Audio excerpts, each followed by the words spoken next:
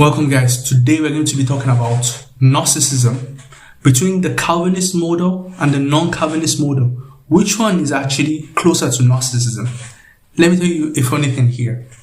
While I was researching about Gnosticism, I think before I even saw this argument online, I made a link between Gnosticism and other similar ideas in early Christianity and ancient world. I made a link between that understanding of the world with the synergistic model. So when I now found out that they were actually making an argument against the Calvinists, that the Calvinists are somehow the ones that are Gnostics, they are closer to the Gnostics, it doesn't make any sense to me. And I'm going to show you why.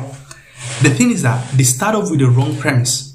They somehow think that the Gnostics start off by talking about predestination, determinism. Okay, because I'm a determinist too, even though I'm a Muslim, of course.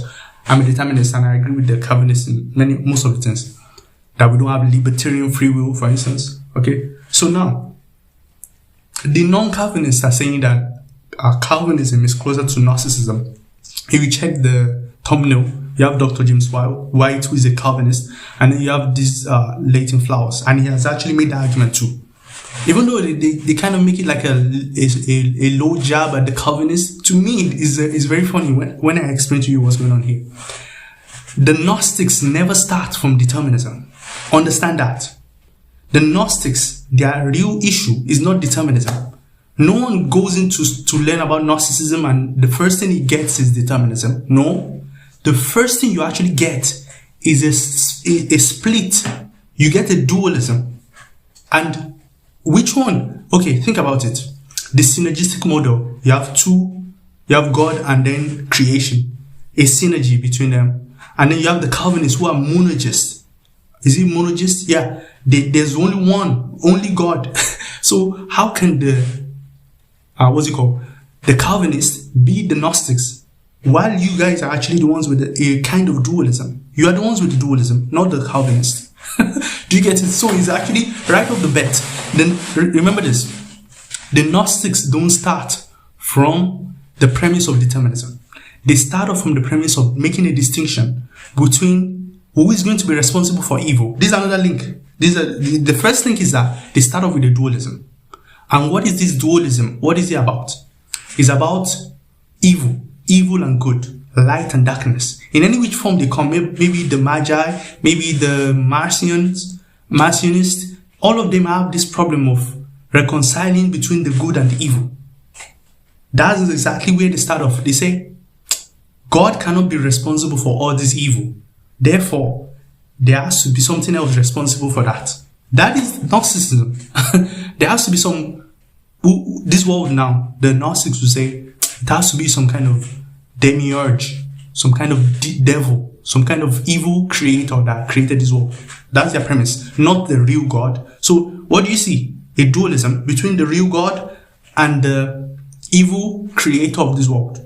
Or the Marcionites, who will make a distinction between, the Marcionites will make a distinction between the God of the Old Testament and the New Testament to show you that there's a dualism here and they cannot be reconciled. So they disagree. They are the ones that are saying it's impossible to reconcile them. Whereas the Calvinists are saying all of them is under God. To me, it's funny because why would you, it's strange to me when I saw the arguments. Maybe I'm missing something because the Calvinists are saying both the good and the evil, all of it, God is sovereign over it. Okay? God has determined it for his own purpose. Everything that is going to happen, he has predestined everything. There's no even, where do you get this dualism? Because dualism is essential for the Gnostic position. You guys are the ones with the with the dualism. You that you're not non-Calvinist, you have a dualism, you have a synergy. You have a synergy kind of thing that you're trying to preserve. And funny enough, have you noticed also, the arguments that they make against the Calvinists, they say things like, they make ad absurdum arguments that, who's responsible for rape? So you're saying God has predestined rape. So you're saying God has predestined evil. They say things like that to show, in order to preserve free will, such that there will be another power given to the creation to be able to do whatever it likes without God agreeing to it. that is not in God's decree, is not in God's will, something like that. So they create God, and then you have creation doing something here that God does not permit, or God did not predestine or foreknow. Whereas the Calvinists are saying all of it, there's a purpose behind it, and God has decreed everything. That is not Gnosticism. I'm sorry. Is your position is actually Gnosticism, in my own opinion. Like, your position is dualistic. The Calvinist position is not. Okay? Your position, you don't understand how you're going to reconcile evil with a good God. And you blame the Calvinists for that. You criticize the Calvinists all day for, so you are ascribing evil to God. But you guys, who do you ascribe this evil to? You ascribe it to something else. Just like the Gnostics and the Marcionites did. When they saw all that evil, they said, this cannot be given to, God did not have anything to do with this. So it has to be some other evil creator God for the Marcionites and for the Gnostics as well. So the Calvinists, they are known for this. They don't have issue with reconciling evil. Okay, and they are actually mocked for this every single day. That, you guys, you are saying God, I can never worship a Calvinist God. This is another link. You see, I've given you two comparison already that shows that the Calvinist model is actually away from Gnosticism compared to the other non-Calvinistic model. The first one I told you is that dualism. Who has the dualism? Is it the Calvinists or the non-Calvinists? It's the non-Calvinists. The second one is the Gnostics. They talk about evil, and they said that God cannot be responsible in any way whatsoever, whether predestining it or something like that. It has to be something else. It's not God. And that same distinction is not the Calvinists that are making this distinction. And the last one, I almost forgot even. Okay, this is the last point, the third point. The third point is that who has problem worshipping a God that has power over the good and the evil? Who has problem worshipping this kind of God?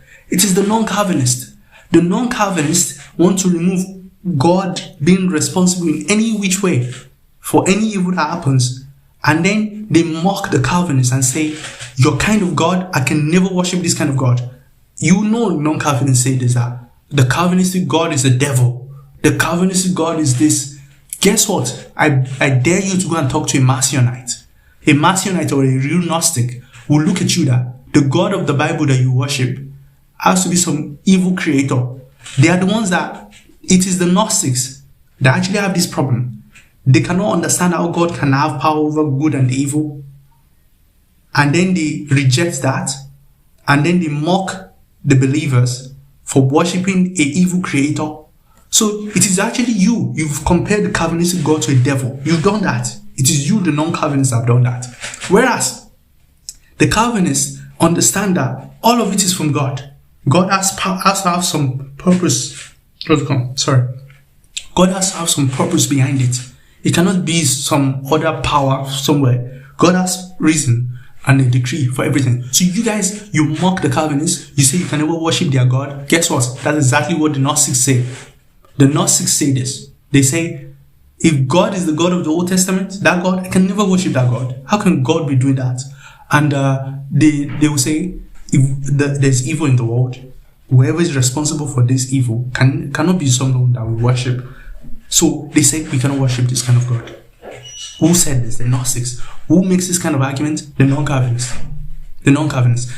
You see, you have problem with evil. Both you and the Gnostics. You don't understand evil and how God can somehow, this evil can be part of God's plan. You don't understand it. So you ascribe it to the devil. You ascribe, if you meet any God saying that, okay, my God is the one that is providential over all, you call that God evil creator, like the Gnostics, right?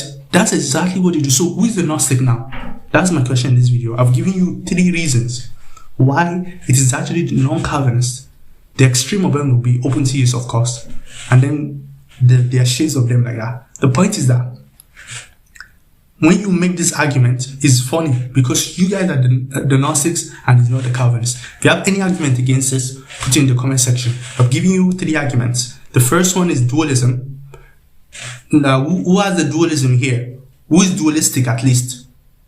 you guys are the synergists, not the Calvinists, okay?